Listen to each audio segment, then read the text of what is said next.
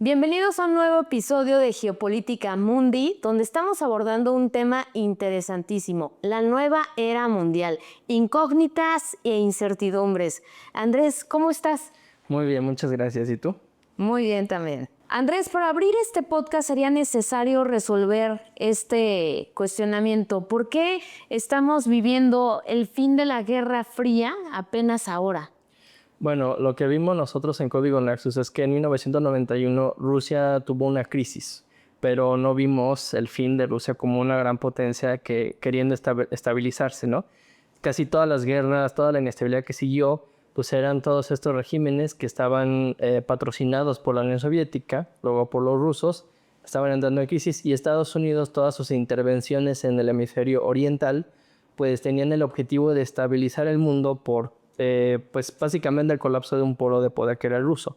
Y cuando vimos que ya Rusia hizo el regreso al escenario internacional, que fue por ahí del 2014, pues empezamos a ver cómo los regímenes como Oriente Próximo, todas estas regiones empezaron más o menos a estabilizarse. Vimos que Bashar al-Assad pudo, por así decirlo, ganar la guerra civil en su país.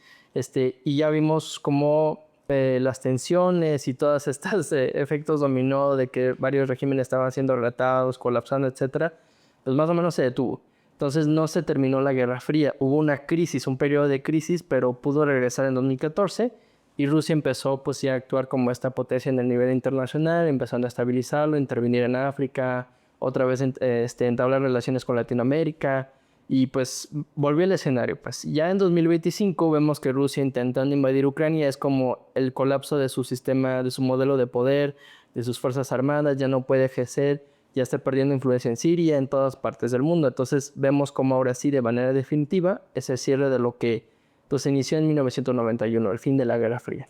Y eso nos llega al siguiente cuestionamiento. ¿Por qué la guerra entre Rusia y Ucrania cambió la forma en ver la geopolítica?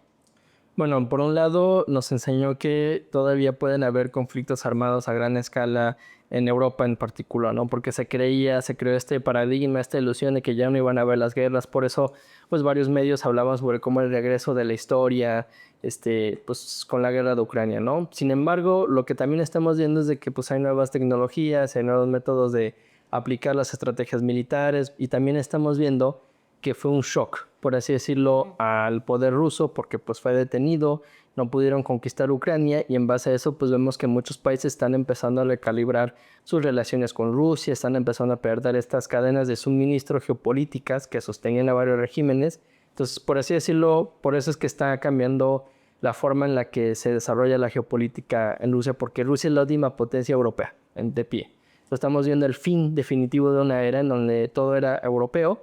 Y pues eso está terminando con Rusia en Ucrania. Estamos viendo entonces el ascenso de nuevas potencias que pues algunas están fuera de la órbita o del continente europeo como tal. ¿Es la rivalidad entre Estados Unidos y China una nueva guerra fría o es otro tipo de acontecimiento? Más bien es otro tipo de acontecimiento porque lo que en esencia está sucediendo entre Estados Unidos y China es una guerra comercial. Es una disputa que empezó porque China no tiene su mercado abierto a las empresas estadounidenses. Había un trato muy favorable hacia China mientras no lo había hacia Estados Unidos y pues Estados Unidos quería renegociar esa postura. Sin embargo, dada pues la fragmentación que todavía persiste en China, que ahorita es nomás financiera en algún sentido, pero todavía sigue siendo algo geopolítica muy en el fondo, vemos que China tuvo que promocionar el nacionalismo, tuvo que empezar a implementar varias estrategias para cambiar su relación con Estados Unidos, toda esta retórica, para intentar mantener uno la legitimidad del régimen y otro la estabilidad política y social del país. Y esto pues dio pauta a un conflicto pues que parece ser algo más serio, algo más grave, pero pues no han habido confrontaciones militares ni políticas serias. Entonces es nomás una disputa comercial, nada más serio, pues no escala nada más realmente. Oye Andrés, ¿crees que le preocupe a Estados Unidos todo este avance tecnológico que tiene China? No, China ahorita nomás está teniendo este avance tecnológico en áreas que pues es común que una fábrica mundial domine durante su ciclo, porque cada ciclo pues hay una tecnología predominante y cada fábrica mundial domina en esa tecnología. Sin embargo, pues no la tecnología del futuro. Entonces es toda la inteligencia artificial, los semiconductores, toda esta capacidad de computación, pues no es algo que vaya a determinar ni vaya a fomentar el crecimiento ni la innovación. Entonces Estados Unidos no se debe de preocupar por eso. Y relacionado a esto, ¿qué papel juega Taiwán en un contexto de geopolítica internacional? Bueno, por un lado, Taiwán es, así decirlo, un punto estratégico en Asia-Pacífico porque por un lado controla la salida de China hacia el Pacífico y por otro controla el acceso de Japón hacia el sudeste asiático. Entonces está, por así decirlo, en el medio de estas dos grandes potencias tradicionales asiáticas. Y también es el principal proveedor de semiconductores a nivel internacional. Ellos controlan gran parte de la tecnología del conocimiento en cuanto a los semiconductores. Sin embargo, pues por ahora muchos han puesto su atención porque pues China ha estado hablando de que quiere invadir Taiwán, etcétera. La verdad en Código Nexo no vemos que tenga la capacidad de invadir ni mucho menos de ocupar Taiwán. Y realmente lo que va a suceder más adelante es que Taiwán se va a volver más importante por su ubicación en los flujos comerciales teniendo que ver con Japón y su relación que va a hacer con China. Porque una vez el ciclo de la fábrica mundial de China como fábrica mundial termine, vamos a ver una depresión y eso va a generar una crisis en China y van a haber entonces empresas que van a necesitar poder negociar, maniobrar la crisis política en China para asegurar sus intereses y es en donde Taiwán podría entrar como pieza clave de este actor intermediario pues entre potencias extranjeras y China o si no como este punto estratégico solo que para Japón, no para China. Porque hay que conocer un dato importante. Estados Unidos abastece toda la parte del arsenal que tiene hoy Taiwán a su favor. Y Taiwán abastece toda la parte de los microchips. Es como una relación que inevitablemente se tiene que dar, ¿cierto? Sí, Estados Unidos tiene un interés en Taiwán porque lo ayuda a tener una base operativa pues en una región muy crucial y también por así decirlo puede probar las aguas de lo que está sucediendo en la región, puede controlar algo de la expansión que pudiera haber si es que alguna de las potencias se volviera expansionista. Taiwán está bien posicionado para detener esos movimientos militares o políticos por alguna potencia, entonces esa relación simbiótica es algo necesario tanto para los intereses de Taiwán si se quiere mantener como un país independiente y para los intereses de Estados Unidos si quiere evitar que alguna potencia domine hacia Pacífico como tal. ¿Por qué Oriente Próximo sigue siendo el punto más inestable y por qué nos afecta indirectamente?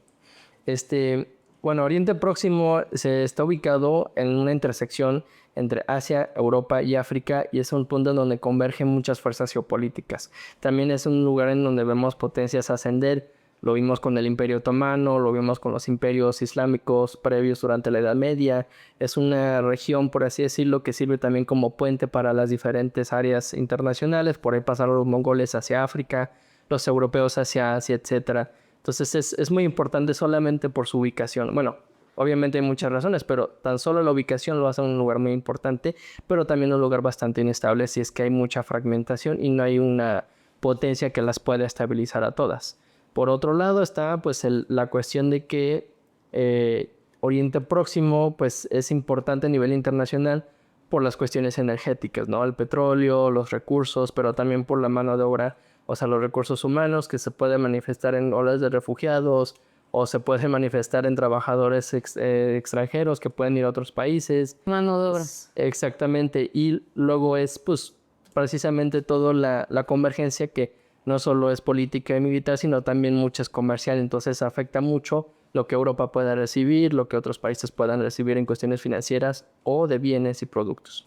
¿La transición energética es realmente algo que nos beneficie o es la nueva guerra entre litio y otros recursos raros? Bueno, la transición energética, perdón. Bueno, la transición energética, por así decirlo, no es un proceso que se inició por razones ecológicas ni ambientalistas. Eso nunca determina los grandes cambios en la materia energética, tecnológica, económica, sino es por razones más bien militares y estratégicas. Y lo que estamos viendo es de que está empezando a surgir necesidad de que haya nuevas fuentes de energía.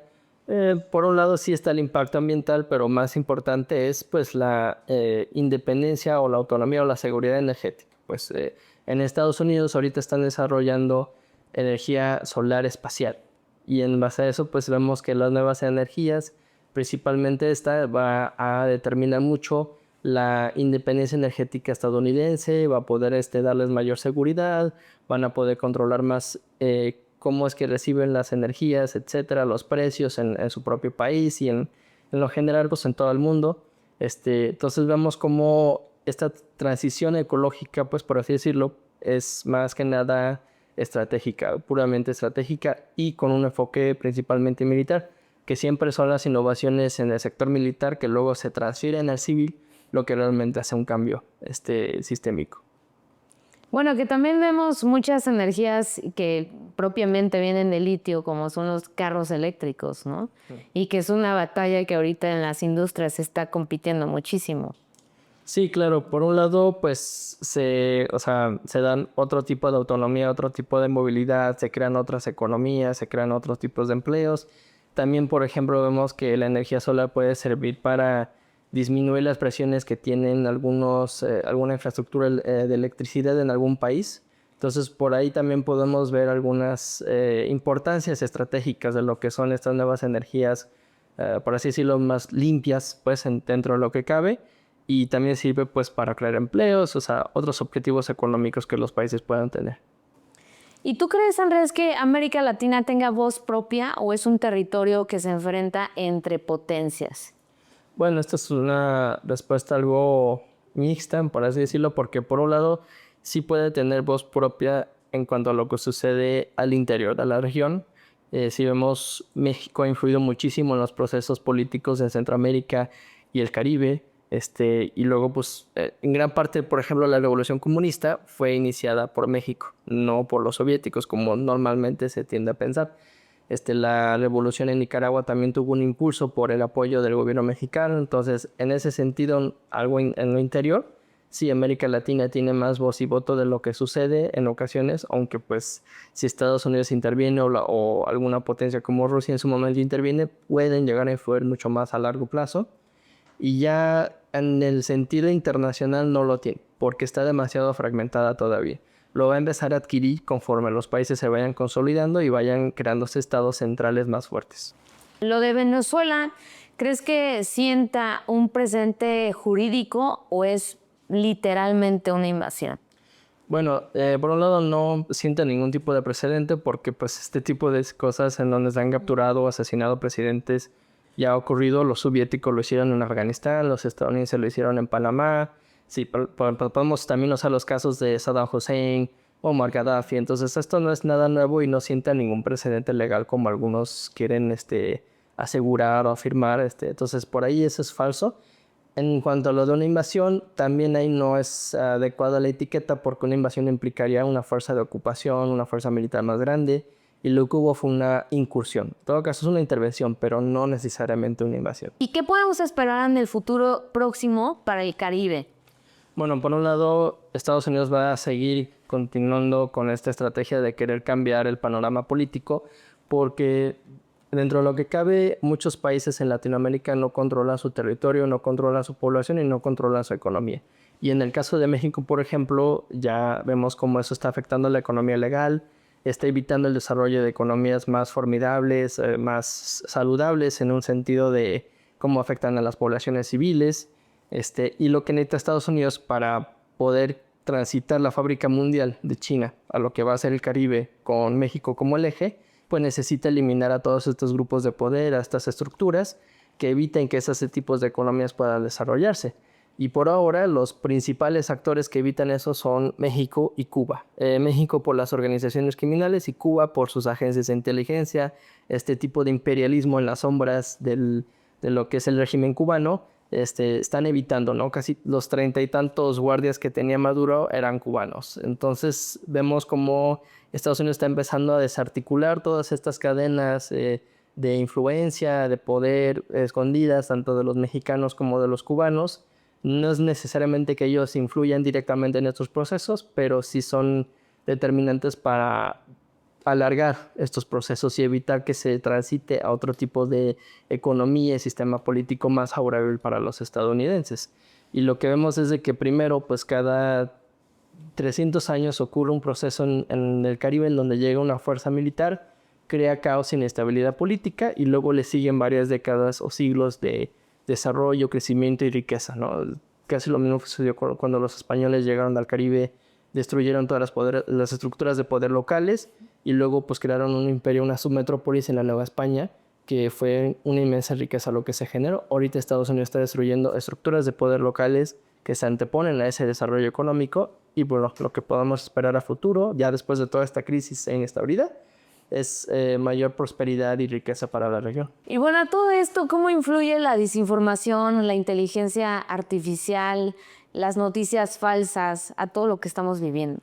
Bueno, por un lado crean muchas ideas erróneas de lo que sucede, generan, pues, o sea, contribuyen a la polarización. Casi todas las tecnologías de bueno, todos estos métodos de comunicación, la radio, la televisión, la imprenta, siempre generan varias crisis y contribuyen, no las inician, pero contribuyen a empeorarlas o intensificarlas.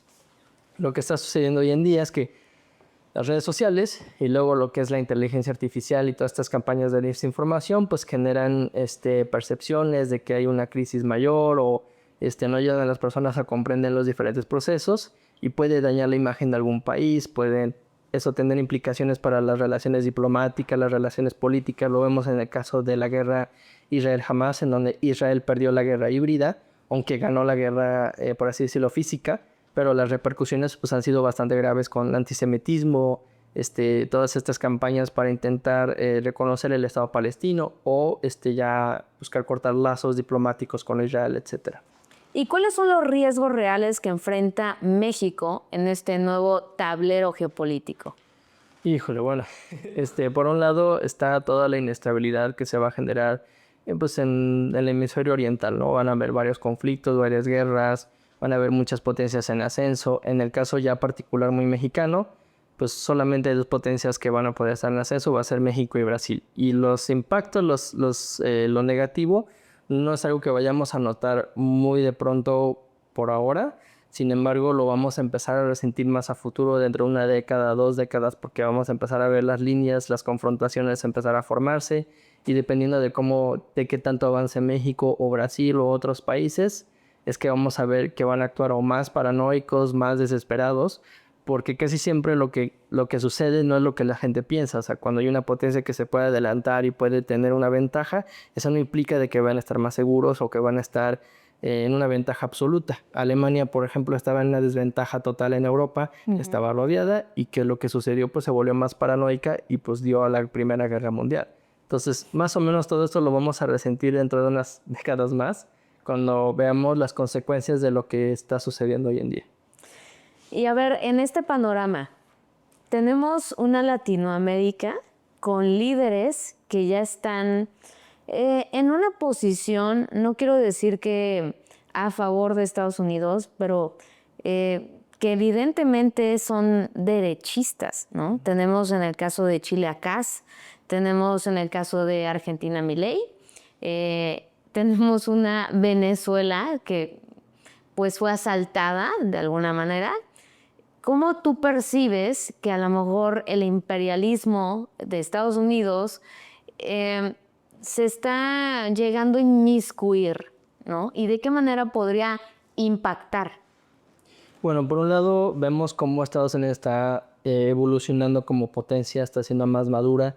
Ya no es como antes, en donde va a invadir con toda su fuerza militar, 300,000 hombres, un país para cambiar el régimen. Tampoco va a destruir y arrasar con todas las instituciones. Lo que sucedió en Venezuela fue dirigido algo al líder, pero no a todas las instituciones chavistas, ni todo el régimen, ni todo el país, porque lo que no se quiere es un colapso estatal. Y muchos de los gobiernos aliados de Estados Unidos están llegando a través de procesos electorales, ya no golpes de Estado. Entonces vemos cómo la región va madurando, las instituciones locales van madurando, ya no hay necesidad de tanta crisis, tanto conflicto, tanto caos. Y por ahora pues estamos en una etapa todavía bastante inmadura de lo que es la transición pues que está experimentando la región. Todavía tenemos algunos líderes que son, por así decirlo, tecnócratas, pero no se apegan del todo a esta nueva dinámica porque todavía está en el proceso de crearse, de forjarse. Entonces ahorita va a haber mucha inestabilidad, va a haber mucha confusión, mucha incertidumbre. No se va a saber qué van a querer realmente algunos líderes, aunque lo que sí podemos decir es que la región está alineándose a favor de Estados Unidos. Pero bueno, el imperialismo estadounidense no es como el de los españoles, no es como el de otras potencias, es más indirecto, en donde van a buscar establecer aliados que busquen negociar con ellos, ¿no? Entonces, ahorita vemos que la región está alineándose con Estados Unidos porque el país la principal potencia mundial pues va a querer transformarla, enriquecerla para luego también enriquecerse ellos mismos, o sea, va a ser algo mutuo, no porque por bondad, sino por interés estratégico, interés propio, pero bueno, las consecuencias son lo que podemos decir que es lo positivo, por así decirlo. ¿Estamos preparados como sociedad para un mundo más fragmentado e inestable y competitivo? Bueno, por ahora no. La sociedad todavía no está preparada porque pues no, todavía no hay este despertar, no hay esta reacción de que ya está cambiando el sistema. De hecho, lo que va a suceder todavía van a ser continuos shocks, continuos impactos, sorpresas de lo que está pasando a nivel internacional. Y por así decirlo, no es necesario que la población civil en los diferentes países esté preparada, porque ese tipo de preparación o ese ajuste va a ir ocurriendo naturalmente conforme las nuevas potencias y la nueva realidad se vaya estabilizando y estableciendo. Sí, porque es importante saberlo, porque podrías pensar, el gobierno de México está haciendo todo mal, el gobierno de Estados Unidos está haciendo mal, y si no revisas el tablero geopolítico, te vas a ir con una perspectiva unilateral y no a lo mejor en un contexto global, ¿cierto? Sí, claro, lo que tenemos que hacer es ligar mucho de lo que sucede en varios países al fin de lo que es la era geopolítica de predominio europeo y también al fin de un orden global bipolar, que pues por así decirlo muchos posiblemente lo extrañen dentro de 50 años por la estabilidad relativa que se vivió con ese orden bipolar. Pero pues es un proceso natural que debía pasar, tenía que colapsar Rusia y tenían que surgir nuevas potencias. Y con el tiempo, pues sí, las sociedades por ahora están quejándose de muchos de sus gobiernos, pero lo que vemos es que en todos los países están fusionándose o pasando al mismo tiempo que los ciclos ya establecidos y sus modelos se están desgastando. Y es cuando vemos las reacciones con manifestaciones ya sea de generación Z o lideradas por la generación Z en algunos países asiáticos y en otros son más transgeneracionales, como en el caso de México. Pero lo que sucede es de que hay un cambio geopolítico y los gobiernos deben de cambiar, aunque todavía no están algunos en esa posición de poder cambiar, pero va a suceder para que puedan acoplarse a esta nueva realidad geopolítica que se está formando. Resolvimos algunas incógnitas, algunas dudas de lo que está aconteciendo actualmente en la era geopolítica mundial. Y no se pierdan este episodio, Andrés, que le den like a todas las redes sociales, que se suscriban al canal de YouTube y algún comentario que quieras agregar. Claro, en nuestra página web pueden encontrar muchísimos artículos que precisamente tocan varios de los temas de los que hablamos aquí, un poco más a fondo, un poco más ordenados, pero si gustan ahí los pueden checar.